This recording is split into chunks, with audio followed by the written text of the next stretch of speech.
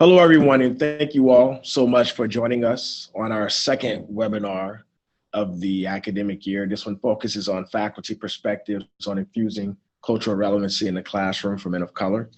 I'm Frank Harris III, and I'm joined by two of our research associates, Vanessa Falcone and Melissa Vang, who I've worked closely with in pulling together the content for this webinar.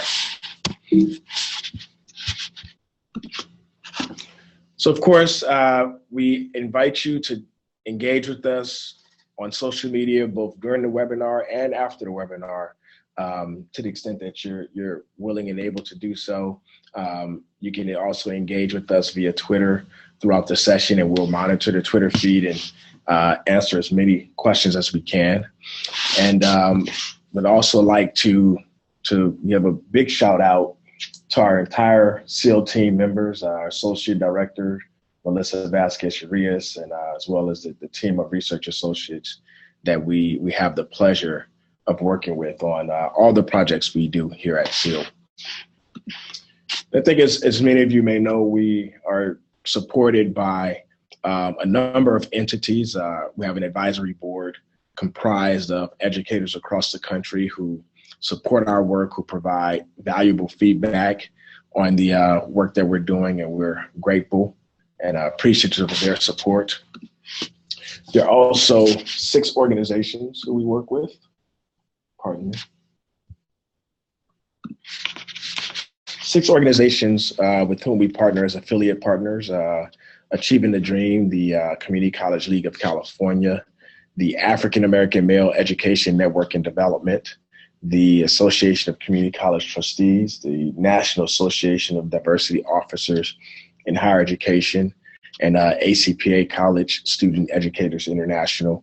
These are organizations that we work closely with in coming up with webinar topics. They come to some of the convenings that we host here. We participate in their convenings. And again, we're very grateful for their partnership.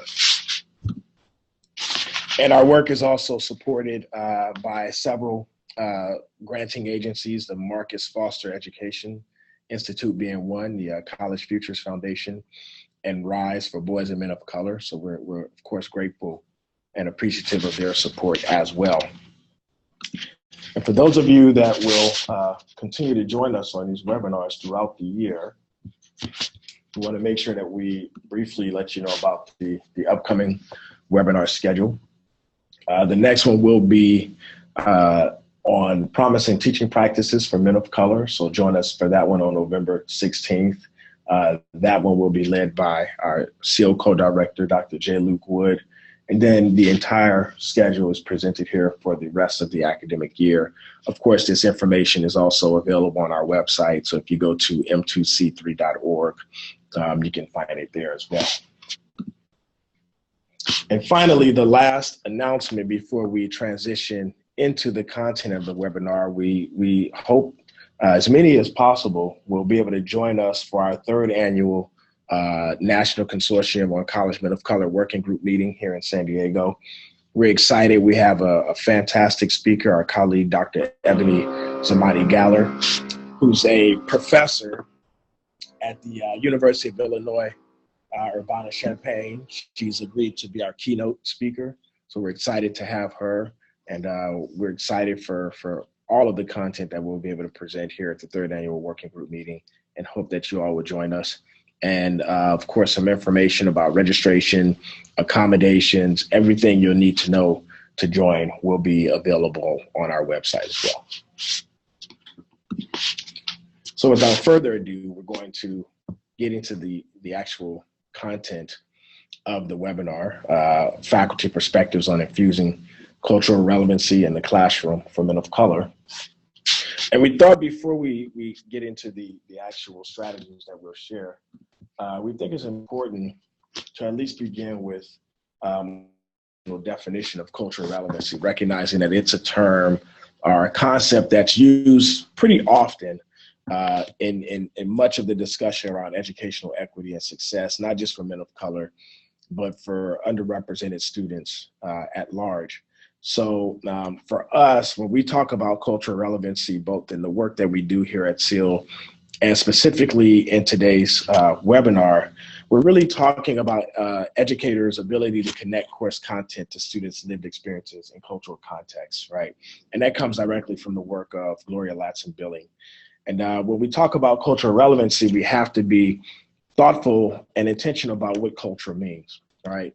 So, for us, that also relates to the intersection of individuals' behaviors, beliefs, values, as well as the larger political, geographical, and sociological content that intersects their daily lives and experiences. So culture, we have a pretty broad concept of what culture means. It's not, doesn't specifically mean race and ethnicity, but it also encompasses race and ethnicity. And then most of the research on men of color that relates to culture and cultural relevancy is primarily concerned about the exploring the intersection of race, ethnicity, and gender within the context, at least here in our case, within the context of community college institutions.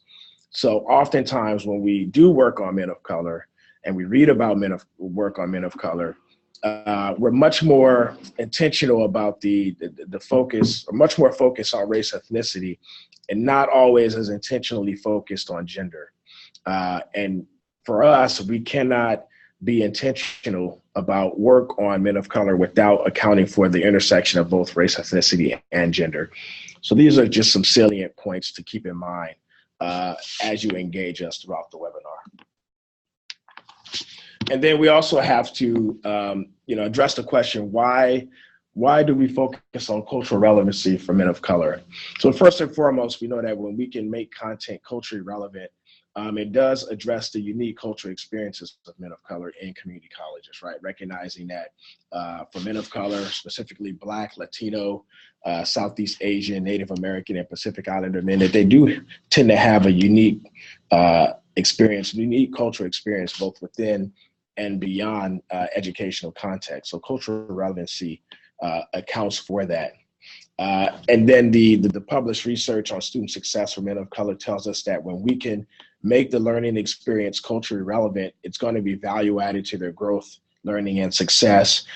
We talk about and recognize gains in self-efficacy, intrinsic interest, feeling a sense of belonging both within and beyond the classroom, having greater perceptions of degree utility, and healthier concepts of gender and masculinity, which are also important. And then last but not least, we also know that a classroom environment and a learning experience that's rooted and grounded in cultural relevancy contributes to the learning of all students, not just students of color, not just men of color, and not just those who have been historically marginalized in education. Also, in preparing for this webinar, there were certain bodies of literature and work that we consulted and relied upon. Some of the foremost salient concepts that informed our work here, Hurtado and Carter's concept of sense of belonging, the work that we've done here at SEAL, particularly myself, Dr. Wood, and Sua Zhang on campus ethos, Dr. Estella Ben-Simone's concept of equity-mindedness, and Laura Rendon's concept of validation really would help to ground the concepts and the work that we're doing here on cultural relevancy. And also with regard to the conceptual framework that guided the work that we're doing, we had the opportunity to develop a taxonomy on faculty perspectives on teaching men of color. And I would say this is a concept we developed just over a year ago. And essentially the taxonomy identifies 4 different perspectives or 4 ways of knowing that we routinely see and observe in the work that we do around teaching men of color. And these 4 perspectives rest upon 2 constructs. Faculty who know what to do with regard to employing strategies that we know work well and serve men of color well in their educational experiences. And then the second construct is actually having a willingness to employ those strategies. So if we look at the perspective that's represented at the top right of the graphic, the perspective there is described or labeled as the choir. And these are essentially colleagues who know what to do. They can tell you about cultural relevancy strategies that work. They can talk about the importance of being intrusive, of positive messaging, of validation, all the things that we know are critical to the success of men of color in post-secondary education. These are colleagues who have good familiarity with those concepts.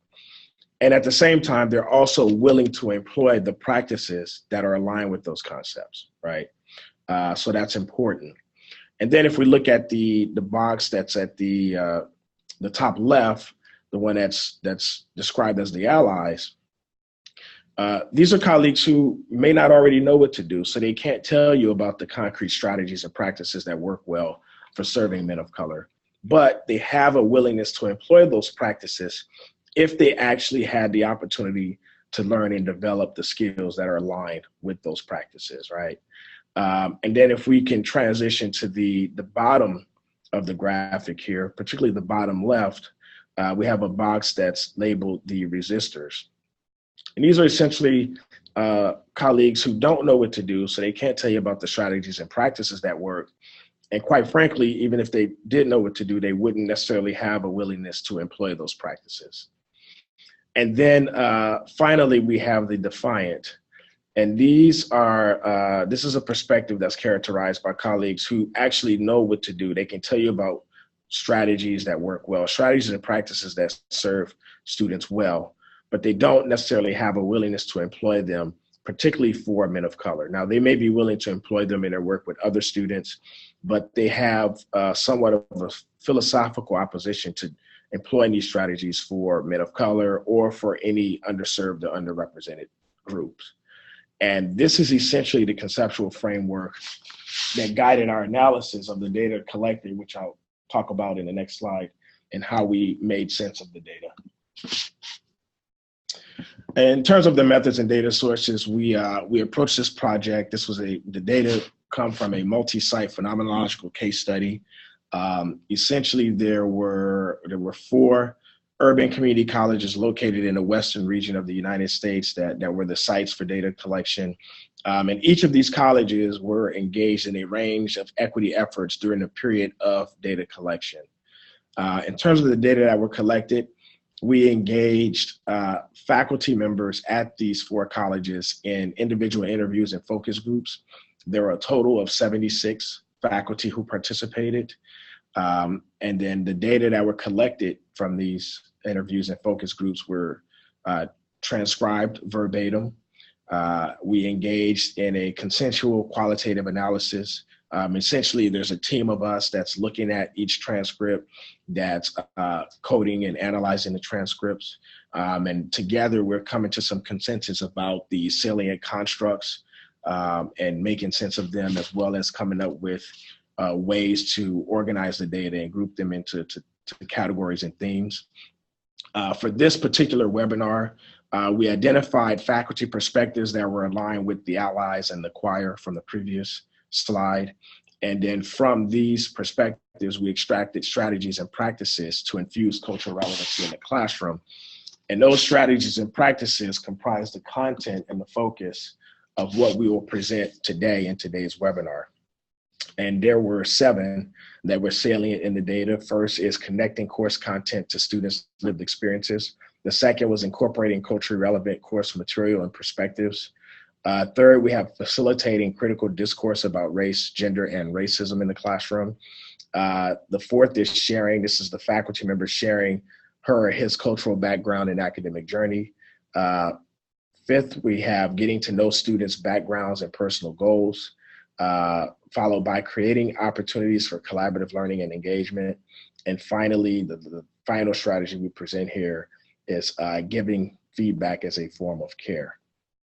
So with that, I'm going to transition to Vanessa, who's going to lead us in the presentation of the findings. And then we will conclude with addressing any questions that arise throughout the discussion.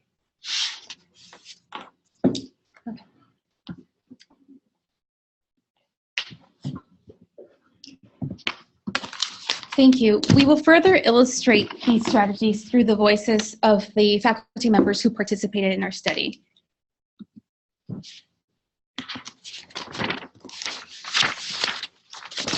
Connecting course content to students' lived experiences was a culturally relevant strategy that faculty members used to engage students with course material. In doing so, faculty members relied on students' experiences to scaffold their learning and make relevant connections to the course content.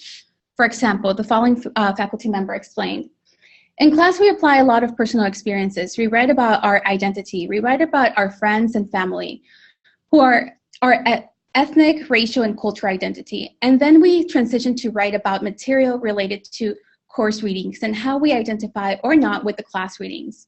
By the time they are in higher English level courses, they're confident in their writing and are able to connect and focus on the course material. All of this is done in a group setting in class." Many faculty members use group work, journaling, and in-class group discussions as a medium for transitioning students' lived experiences with the course content.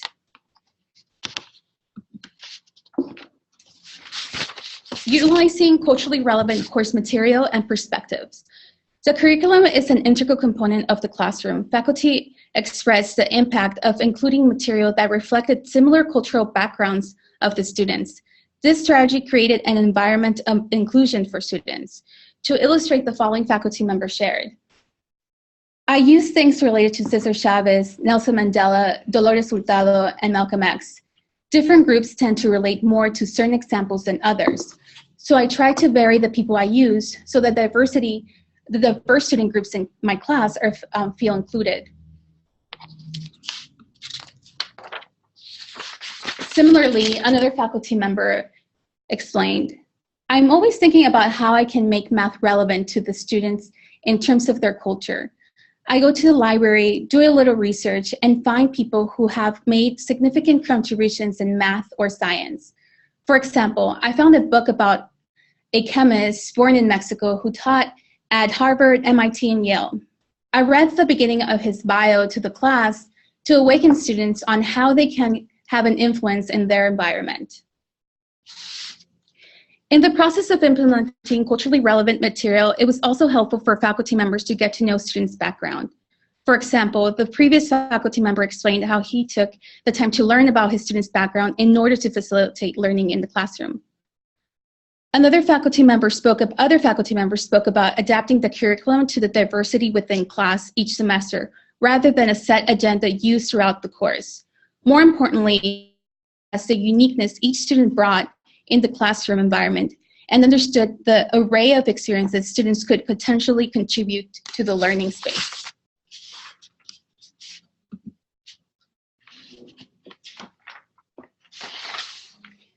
Faculty members also built in discussions about race, gender, and racism into their courses. They incorporated students' personal experiences along with readings on national issues pertaining to gender, race, and racism as part of the coursework for students. This teaching practice revealed how faculty members were able to make the coursework relevant to the daily lives of men of color. This concept is further illustrated through the following quote. "In class, I asked them to do a 10-minute free write on how their culture, race, and ethnicity has an influence in their life. And before they do their reflective writing, they read about W.E.B. Du Bois, Peggy McIntosh. They read chapters in textbooks about race and ethnicity. So they come in with all of that, and then they get to talk about their experiences. They do the writing for 10 minutes, so when it comes to the class discussions, they are guaranteed to have something to say." Faculty members also talked about how they were able to use discussions about gender, race, and racism to create an environment in the classroom where students could learn about themselves and the course material. Additionally, they encouraged students to think critically about the current social climate in which they lived.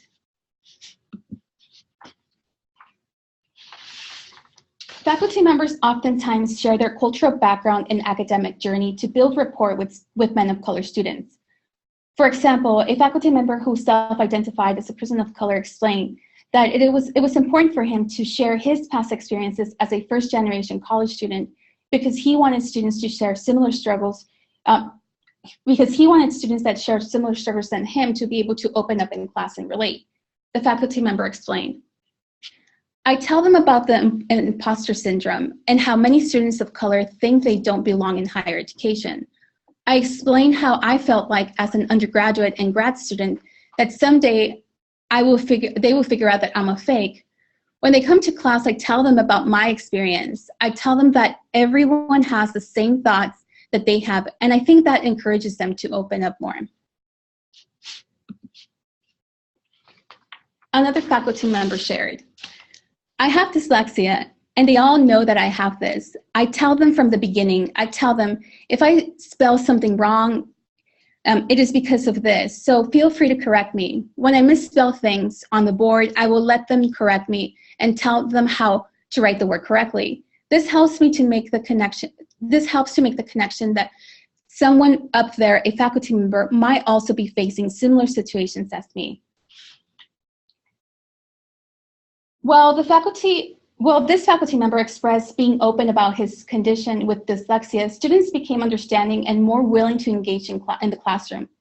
Throughout many of the interviews, it was apparent that more faculty members were willing to share, the more likely students felt comfortable to approach them and to ask questions and to engage in conversation.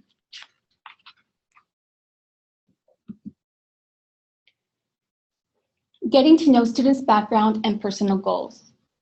Building rapport was a two-way street.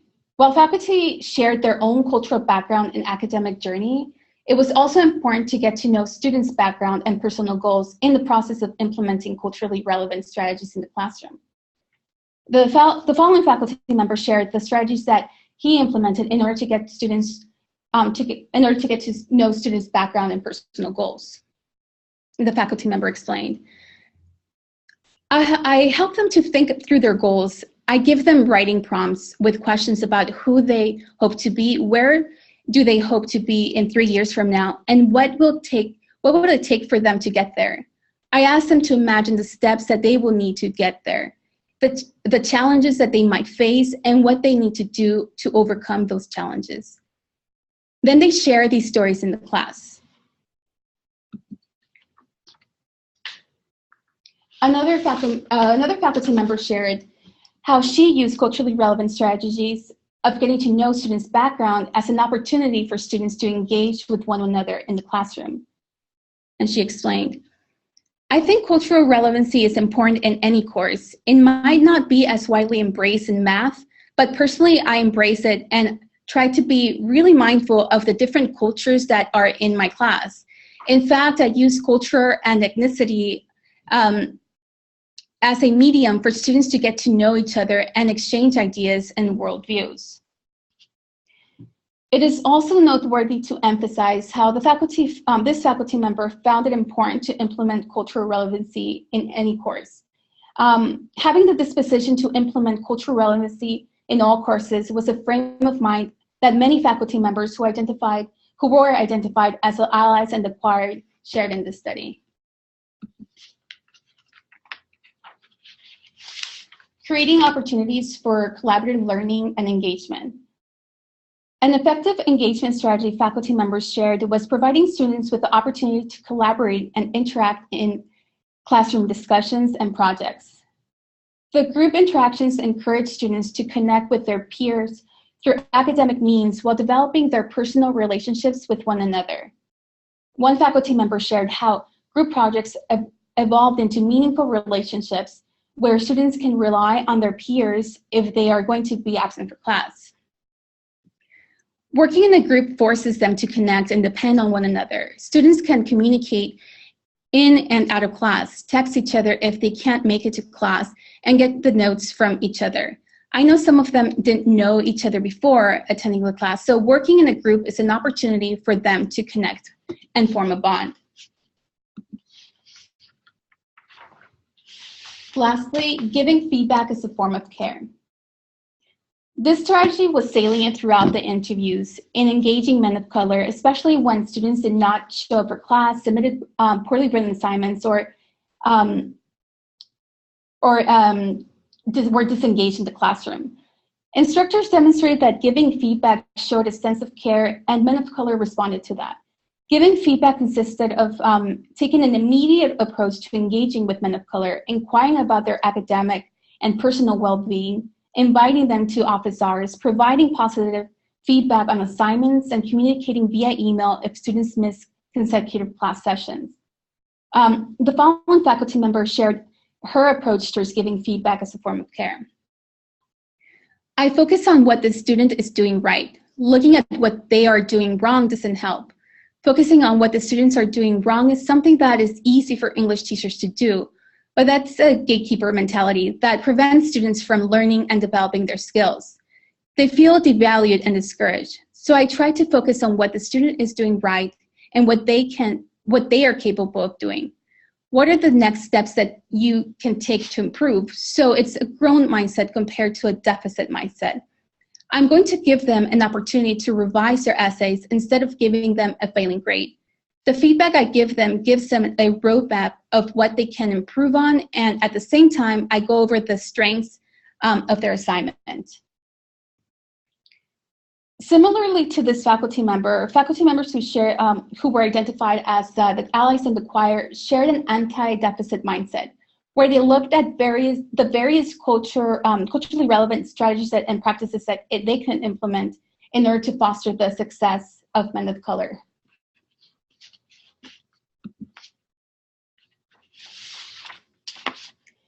To recap, throughout our analysis, we identified the following culturally relevant strategies and practices that community college faculty members implemented with working with men of color students. And they are connecting course content to students' lived experiences, utilizing culturally relevant course material and perspectives, facilitating critical discourse about race, gender, and racism, sharing cultural background and academic journey, getting to know students' personal goals and background, creating opportunities for collaborative learning and engagement, and lastly, giving feedback as a form of care. These strategies are interrelated and tend to overlap and build on one another. For example, giving feedback as a form of care is a strategy that was best implemented with faculty-built rapport with students by sharing their cultural background and academic journey, and also by getting to know students' background and personal goals. Together, all these practices and strategies work towards creating a culturally relevant environment for men of color in the classroom. These findings are parallel with research that we have done with men of color students.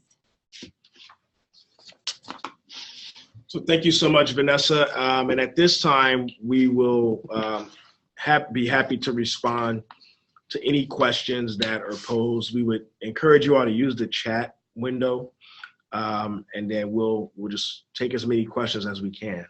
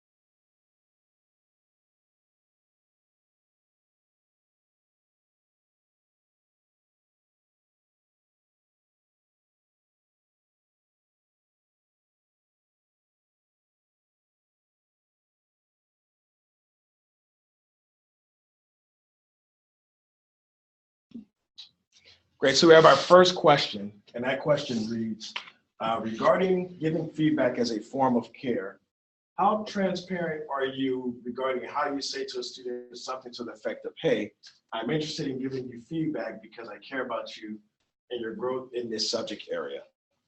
I would say that I would encourage you all, or encourage all of us, to be as transparent as we can be with students. Now, you know, I think part of that has to be guided by the relationship and the rapport that you have with that student. But I think it's important, and I would say here, me and my colleagues here at SEAL think it's important that we communicate to men of color that we care about them, we care about their success, and, you know, perhaps even more importantly, we care about them as people. Because far too often, many of their relationships, at least the ones where young men that we've had the opportunity to interview, the relationships that they describe are not typified by this type of care, concern, and feedback. So now I also think it's important though that we not reinforce stereotypical assumptions about them and about their capacity to learn and be successful. So, what I wouldn't say is, students like you or men of color like you typically don't do well in this course or don't do well here. So I'm reaching out to you for that purpose. I don't think that's the message that we want to convey, but simply conveying the message that I'm concerned, I care about you, I care about your success, and I'm personally invested in your success. I would say be as transparent as you're comfortable being in conveying that message to students.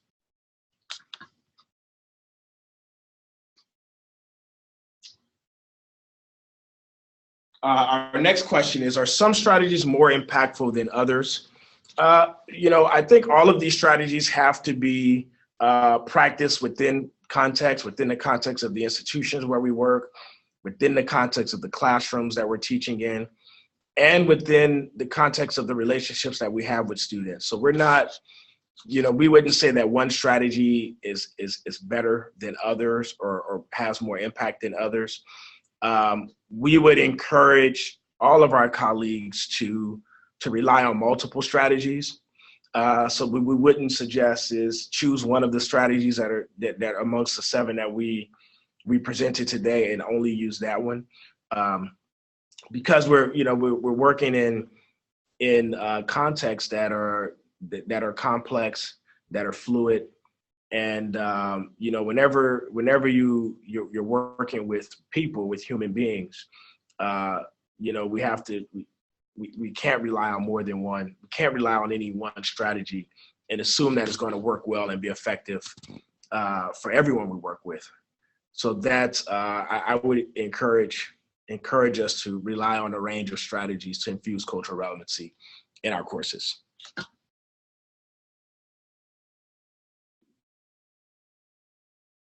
Next question: amongst the 76 participants, where did they start off amongst from the taxonomy at the beginning? I would say, when we collected these data, we hadn't engaged in any interventions on any of the campuses at that point. So they all were where they were when we collected the data. And of the 76 participants, I think we said 53 of them were allies. Yeah, right.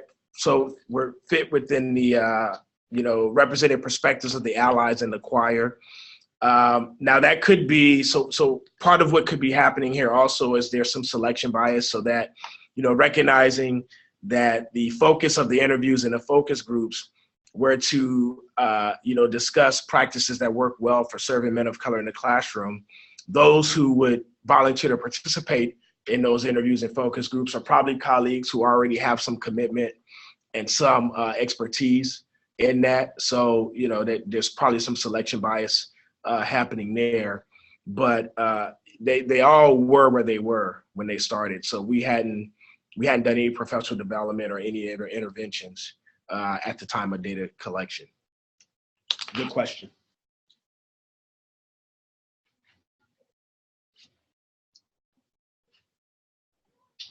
Next question: what are some good strategies for integrating discussions about race, gender, and racism in the classroom? So yeah, this is a very good question. Ideally, we can do it in a way that's connected to the content and the learning outcomes of the course. And we recognize that in some classes that's going to be easier to do than in other classes. But we think it's possible to do, in most of the classes that are offered. So some ways in which you can do it. So some things that we've heard before are using current events as a way to do it. So, in an English class, for example, bringing in newspaper articles or videos that allow students, so that address issues that are occurring that's related to race, racism, and gender, and having students do some free writing in response to those materials, situating them into some smaller group discussions, making sure that they're well facilitated, of course. Asking students, particularly if you are teaching a class or you're working at a campus where there's already a good amount of structural diversity. So providing opportunities to write about their own experiences as it relates to race, racism, and gender is another way to do it. Choosing books that address topics related to race, racism, and gender, and assigning those as readings. Incorporating documentaries or films. So, there's a lot of different ways to do it. I think the key is that we have to be intentional about how we do it. We have to make sure that these discussions are well facilitated. We have to make sure before we engage in them that there's a set of ground rules that the entire class can commit to. Rules around how are we going to engage each other, how are we going to do it in a way that's respectful. And there's a lot of resources, I would say, you could easily Google, ground rules or strategies for facilitating discussions about race and gender and come up with, a core set of ground rules. But once you do that, I would say, you've provided some context. Another strategy also would be to invite guest speakers who have some expertise on these topics and issues and have them lead the discussion as well. So hopefully those are some good starting points that can help.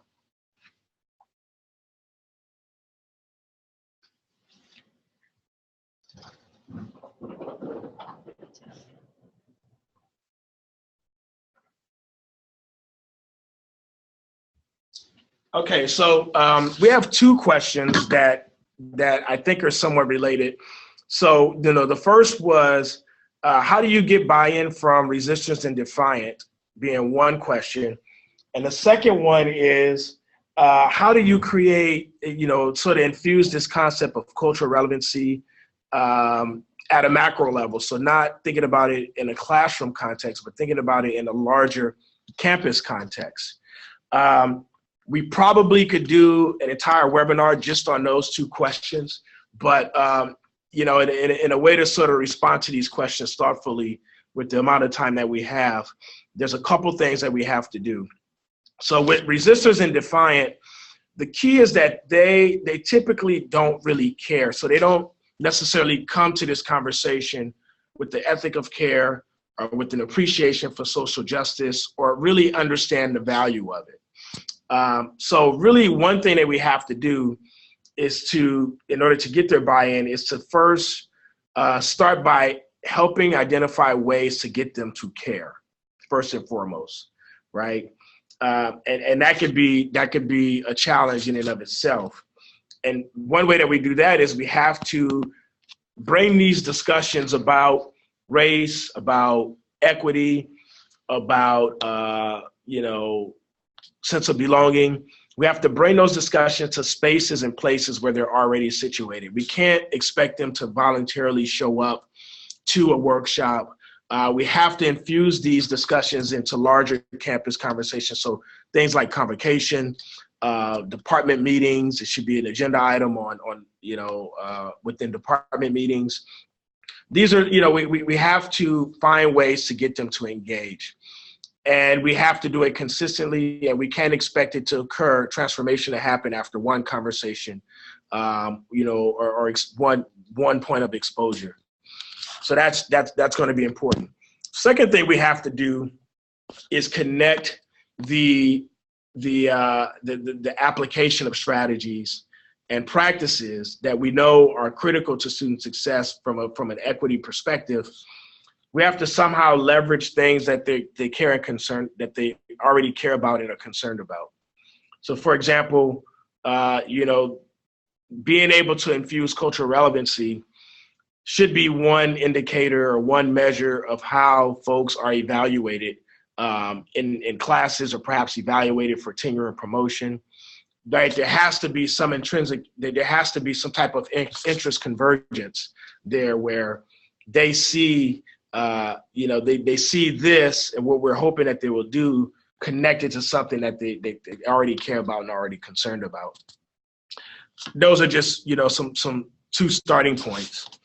In terms of how do we infuse this perspective across an entire campus, it starts with the leadership of the campus. So, the leadership of the institution has to communicate some urgency around it.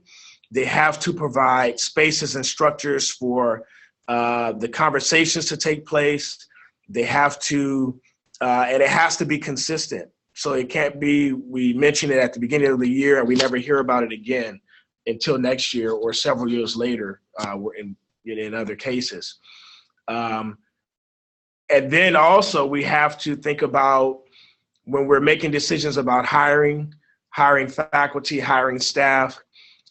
Part of it is we have to make sure that we're bringing in folks who already have some demonstrated commitment to cultural relevancy, to educational equity. So we have to ask different questions on interview panels. We have to look for a different skill set when we're evaluating someone in a teaching demonstration. All these things are important because, part of what we have to do is help to change beliefs and attitudes and practices of our colleagues who are already working with us. But we also have to make sure that we're bringing in folks who already have some commitment to it. Would be, and those are two ways that I would respond to those two very important questions.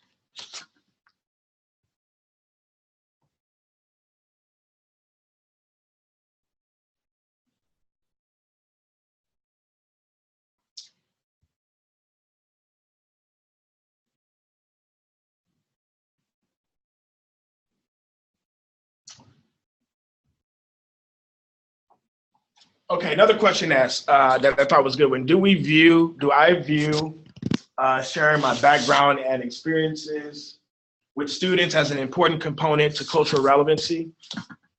And a follow-up to that is, do we think students would appreciate it? Absolutely. We know students appreciate it because in data that we collect from students, so in addition to doing interviews and focus groups with faculty, we also do the same for students. And it's one of the strategies or one of the things that consistently comes up as something that they appreciate. So when we ask them, reflect upon a class in which you had a really good experience and you did really well in that class. Talk to us about the professor of that class. What was it that professor did? Or how did that professor engage with you in ways that made the space comfortable and inclusive, and where you felt like you could really thrive in this class? So, what we often hear is that, we like it when professors are down to earth. We like it when professors respect us. We like it when professors take the time to get to know us and build rapport with us.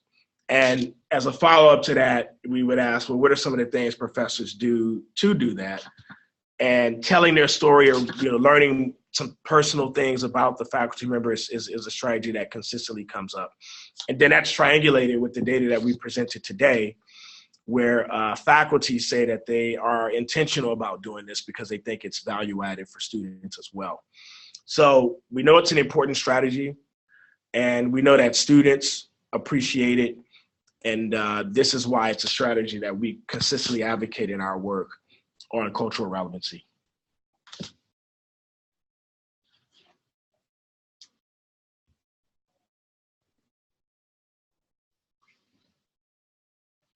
Next question. What can colleges do to provide trainings and provide professional development for faculty on cultural relevancy? Well, there's a litany of things that colleges have done and that can be done.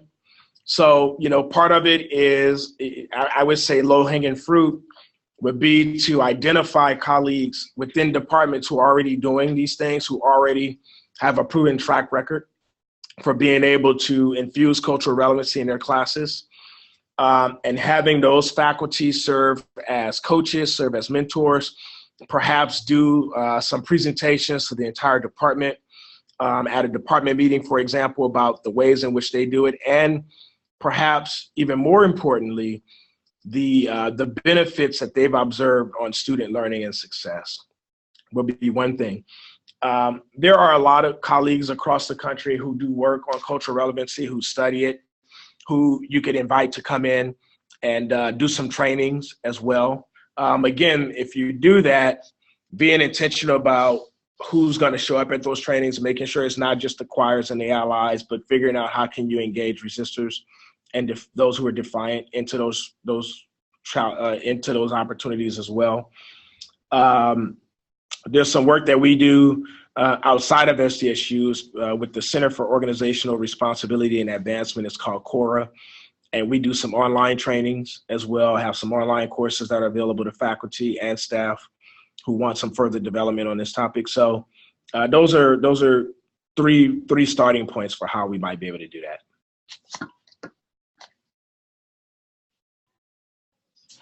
All right, I think looks like we've come up to the end of the questions. Again, thank you all for joining us on this webinar.